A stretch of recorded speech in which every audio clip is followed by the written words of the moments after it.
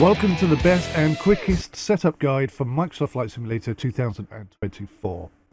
I have a considerably more detailed video about the controller setups if, at the end of this video, you're not 100% clear what it is you're supposed to be doing, but I am convinced that this tutorial will suffice for the majority of you. What do we need in order to fly an aeroplane or a helicopter or any flying object in Microsoft Flight Simulator 24? Well, nothing more than a single Xbox controller, really. Of course, the more devices that you have, rudder pedals, yokes, throttle quadrants, or HOTAS systems, then the more realistic your flying experience will be. Regardless of how many devices you are using, the new setup system in Microsoft Flight Simulator 24 will work the same way. Today, I am just going to be using an Xbox controller in order to emphasize this fact. So, first of all, connect your controller or controllers to the PC and head into the control menu. Here on the left column, you should be able to see your device listed. If you do not, then make sure it is turned on, connected properly, and if that doesn't fix it, then you might need to restart Microsoft Flight Simulator 4. If you have duplicate inputs, like 2 yokes or 2 throttle quadrants for example, sometimes only one of them will be visible, and a restart should fix that problem as well. However, once they're both there, you'll notice that they are both called exactly the same thing right now. This is a bug that I hope 𝐿𝐴𝐵 will rectify fairly soon. The first thing you'll want to do is to select your aircraft. All inputs are now bound by aircraft, a feature that we begged for in Microsoft Flight Simulator 2020, and it seems that 𝐿𝐴𝐵 have listened and really delivered on this point. Okay, so in this screen you can see aircraft grouped by type: airplane, helicopter, glider, LTA and other. What is so cool about this is that all airplane type input controls are kept separate from each other, which really helps keep things tidy and organized.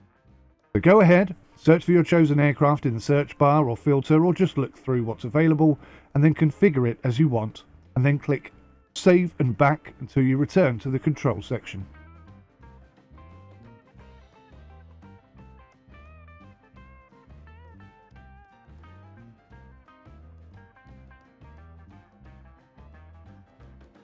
So when you can see your controller in the left hand column, left click on it and ensure that there is a small tick in the bottom right hand corner. This indicates that this is the device you are about to edit. You should also see an image of your device in the bottom right, which replicates the device you are using.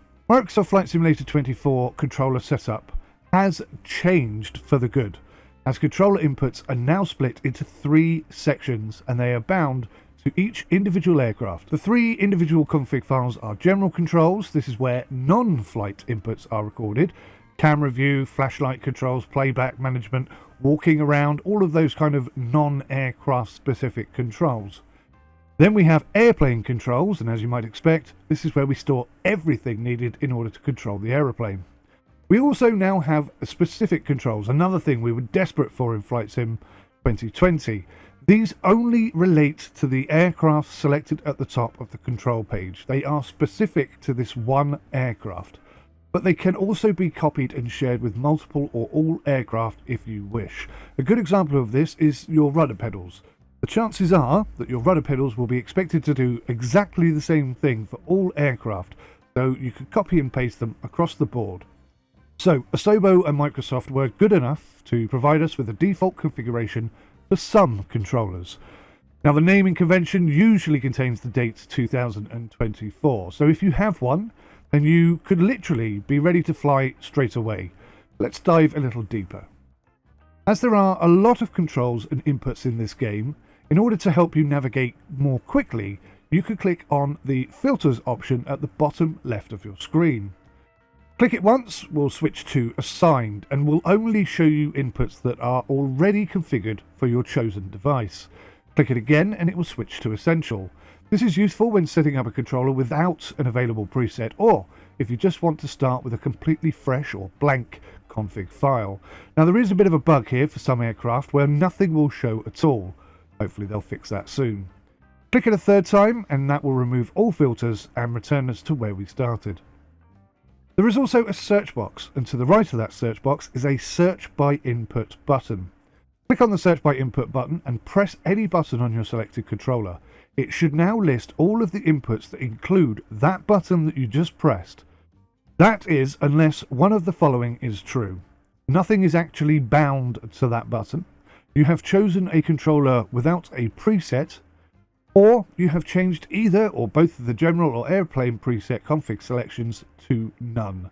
Or perhaps you're just experiencing that bug that I mentioned a moment ago. Now the final option to help you search is of course the search box itself. Type toggle parking into the search box. You do not need to hit enter as it will search as you type, and it's pretty quick too. Whilst we're here, I'll quickly show you something really quite cool. Now, because you can only edit the controller that you have selected, remember the white tick in the corner that I mentioned before, trying to bind an input to a button on a different controller will issue the message wrong input.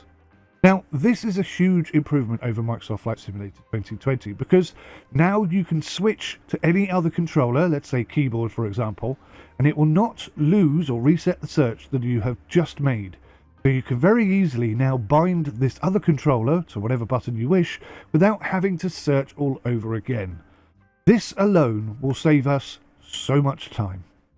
Okay, switch back to the controller that you started with and let's get going. Now, you cannot edit any of the presets, but you can copy them, rename them, and then edit those config files. Let's edit the airplane controls first. So, you can either click on the cog next to the preset that you want to edit and click duplicate. At this point, you'll be asked to name your new config file and you'll have the option to apply to all aircraft, set as default, or choose both of these options. If you set as default, this will make this new config file the one which auto loads every time you pick this aircraft. Or rather, that's what it should do, but right now there's a bug. I'll show you that in a bit. So if you click apply to all aircraft, this will then copy this new config file to all aircraft of the same aircraft type. If we quickly go back to our search, you can see the tag airplanes. This is very important. If you do click apply to all aircraft, it will only apply to all aircraft types, not helicopters or gliders, etc., just the airplanes. If we change the search a bit more and set it to just toggle, then we can scroll down and see that every single input has two tags, a type tag and an input type tag, which is either digital or analog. The type tag can be aeroplane, helicopter, glider, or it can be general, because it's an input from the general controls tab. Remember, these are the non-aircraft control inputs, turning on a flashlight, jumping in the air, walking around outside of the aeroplane. You may have also noticed the specific tag. Now, if an airplane has any specific controls, then you will also see specific tag inputs. At the moment, most aircraft do not seem to have a preset specific config file, but this one does. So let's change this specific input config file. Let's search for door.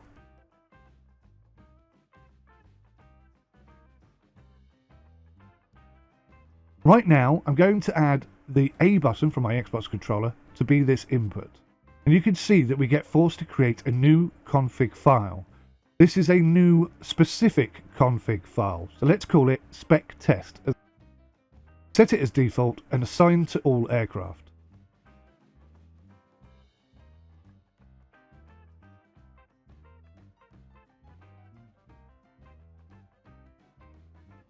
Now let's search for flashlight. Again, I'm going to assign it to button A on my Xbox controller, and again we have to create a new config file. This is because this is an input type of general and not specific, so it's a different config file altogether. So let's call it general test. Again, we will save to all aircraft and set it as default.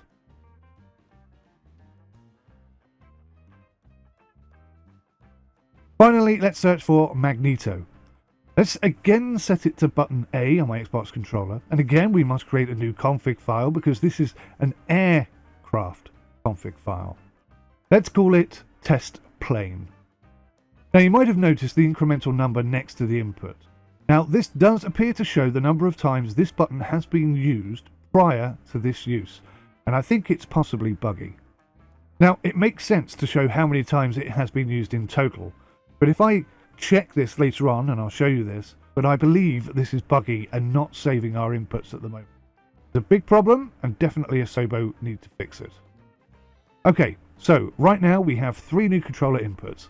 All three have been copied to all aircraft and have been set as default for this aeroplane. So let's switch to any glider and see what we have in there.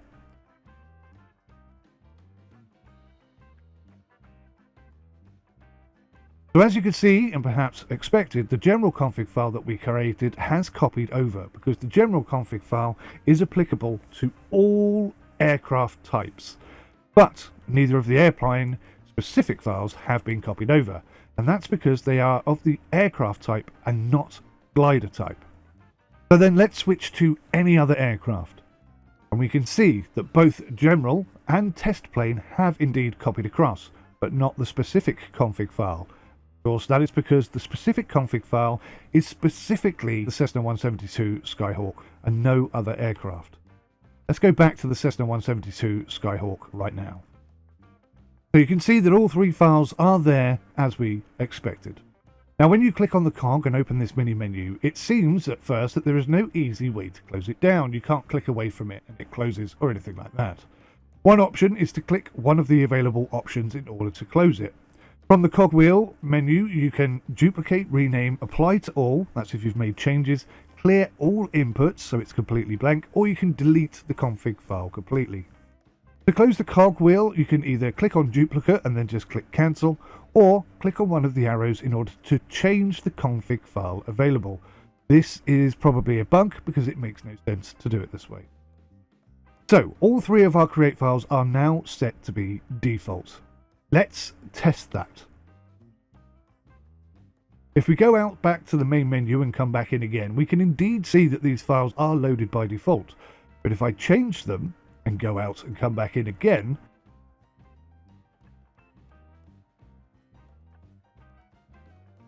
you can see that the file it loads are not those which were set to default. And in fact, the files that have loaded are not set to default. So I think this is possibly a bug. Now there's a chance here that if we left the game completely and loaded back in, something I can't be bothered to do right now, then it would load the correct default files. So just watch this space and see what happens there. Right, we're almost done. There's only a few things left to show you now. In order to delete a button input, if you want to delete a single button input that is, you do not click your mouse on it and then press back on your keyboard, because that will identify as the wrong device. It will recognize that the back button on the keyboard is not the device you have selected to edit. Instead, you simply hover your mouse over the input button that you want to delete and press the back button. Now be careful with this because there is no confirmation at all. It will just delete it. Right, finally, let's discuss advanced input features. Hardware settings. Down in the bottom right hand corner, this is where you can tweak and configure your axis inputs, sensitivity and dead zones. Right now, it seems to be completely broken because that little white dot in the middle is meant to move as I move my joystick, but nothing is happening. So this is an area that needs to be fixed. It is also worth mentioning at this point that if you have a switch input, like a proper up or on or a rocker switch input, in order to bind the button, you need to switch it to both on and then switch it off again.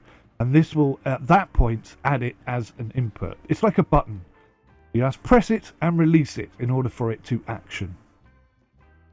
Now, the eagle-eye of you may also have noticed a cog on the right side of all of these inputs. This is the advanced input control. Now, it's far too complex to squeeze into this tutorial, and it's probably a bit buggy. So there's a lot to discuss here, but a simple example would be if we set the control to release to active. So set control on release to active. Now, pressing a button down and holding it until you want to drop the bombs, for example, at which point, when you're over the target, you release the button, and when you release that button, that's when the signal is actioned, and it will drop the bombs when you release the button, not when you press the button. Finally, let's delete these three inputs. And that's it, guys. Pretty straightforward. If you've got any questions or you want to say thanks, which would be greatly appreciated, please do so in the comments section. Don't forget to like, don't forget to share, and subscribe if you would like to see more. I hope this helps you out, guys. Thanks for watching. I'll see you in the next one. Till then, take care. Goodbye for now.